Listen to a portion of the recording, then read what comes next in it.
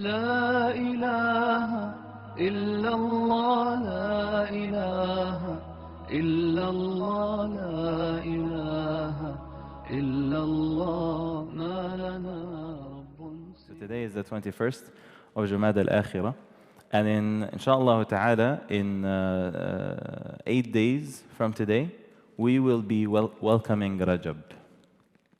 So this tadhkirah is not for everyone. Those who, think that they did well and they don't need to prepare last Ramadan, they don't need to prepare again for this Ramadan, they don't need to listen. People who Ramadan to them is just a casual month of vacation, they don't need to listen. This tadhkirah is particularly to those who are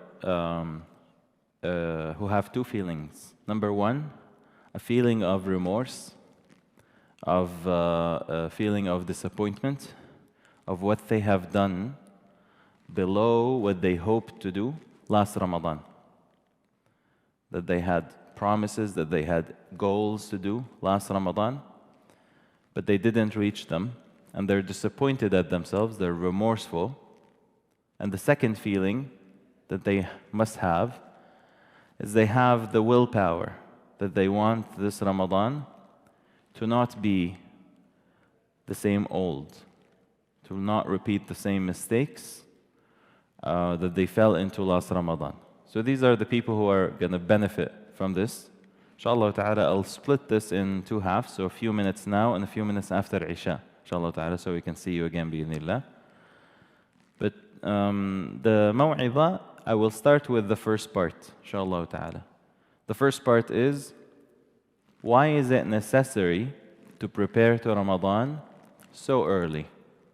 So this is the first part I will talk about, a few minutes inshallah ta'ala. Why do we prepare for Ramadan so early?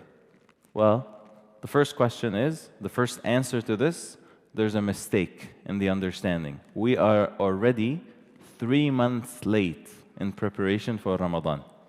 As the Sahaba used to report, has been reported, that they would prepare for Ramadan 6 months before it started, and we are 3 months before Ramadan started, not even. We're 2 months and 10 days before Ramadan started.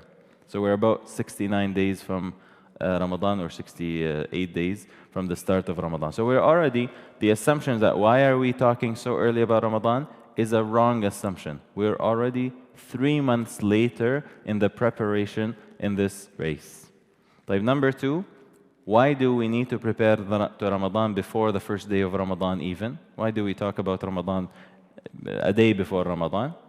Because of its importance. It is the month of forgiveness. It is the month of rahmah, and it's the month of all success that Allah subhanahu wa ta'ala provides. We recited in the second rak'ah today in Surah Al-Qadr that one night in which worship is better than the worship of 1,000 months, right? And the tabi'een were reportedly saying that if Allah subhanahu wa ta'ala didn't tell us that Laylatul Qadr was in the last 10, let alone in any of the Ramadan, and we had to do the qiyam and the siyam of the entire year, 365 days in the solar calendar, 341 Hijri days of the year, in hopes to seek one night where we would pray it and we would catch Laylatul Qadr, it would have been a very, very good deal.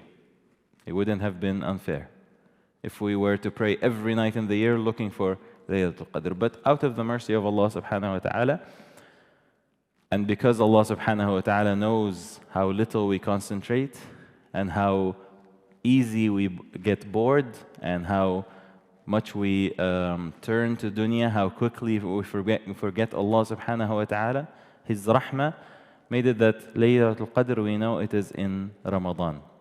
And we know more precisely it is in the last 20 days of Ramadan, and we know more precisely again it is in the last half of the month. These gradual precisions were made in the time of the Prophet ﷺ.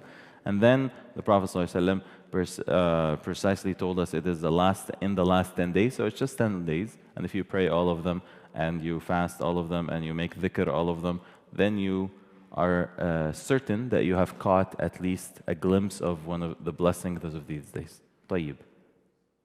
Call it, with a huge difference, but consider it a marathon. If you, mashallah, want to lose some weight or do some cause or something, you want to prepare to run for a marathon. Marathon runners prepare for at least 3 to 6 months, at least, in preparation. You want to reach your top. You can't come in your regular shortcomings and regular forgetfulness and regular quality or lack thereof, quality of your salah, of your qiyam, of your Quran, your lack of concentration, your focus on the dunya, your forgetfulness of the akhirah. And then you come and you're like, oh, tonight is Laylatul Qadr. How would you prepare? How would you face Allah subhanahu wa ta'ala without preparation? And Allah subhanahu wa ta'ala says, وَتَزَوَّدُوا فَإِنَّ خَيْرَ الزَّادِ التَّقْوَى. Allah subhanahu wa ta'ala says, fill in your ammunitions. It's a long trip. And the best ammunition that you fill yourself with is taqwa. Right? The trip is not just for this life, but for also the hereafter. And Allah subhanahu wa ta'ala also says, وَقَدِّمُوا لِأَنفُسِكُمْ. That's also in the verses of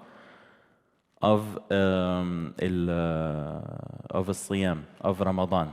Right? And it's understood in 2 different ways by the Mufassirin, but the context here, it's understood, the Mufassirin said, that yes, do what you want of this dunya, but always remember to invest in something for your future, for your akhirah. وَقَدِّمُوا لِأَنفُسِكُمْ here means that, okay, don't get too much caught up with the dunya, leave some investment of your time, of your energy, of your effort for the akhirah, right?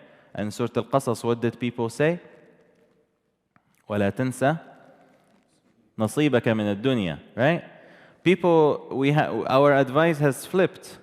We tell to people, وَلَا تَنْسَ نَصِيبَكَ مِنَ الْآخِرَةِ, right? People were so focused over the akhirah that the recommendation was, okay, focus on the akhirah, but at least also forget that you have duties, responsibilities to your family, to the community. So don't forget your duties in this world, right? Now we have to remind people, don't forget that you have responsibilities towards yourself, towards Allah subhanahu wa ta'ala for your hereafter. وَلَا حَوْلَ وَلَا قُوَّةَ إِلَّا بِاللَّهِ. For my reminder to myself and to anyone who wants this Ramadan to be like no other. This Ramadan to be a Ramadan that they will never repeat the mistakes that they have done in a previous Ramadan, and a previous Ramadan, and a previous Ramadan.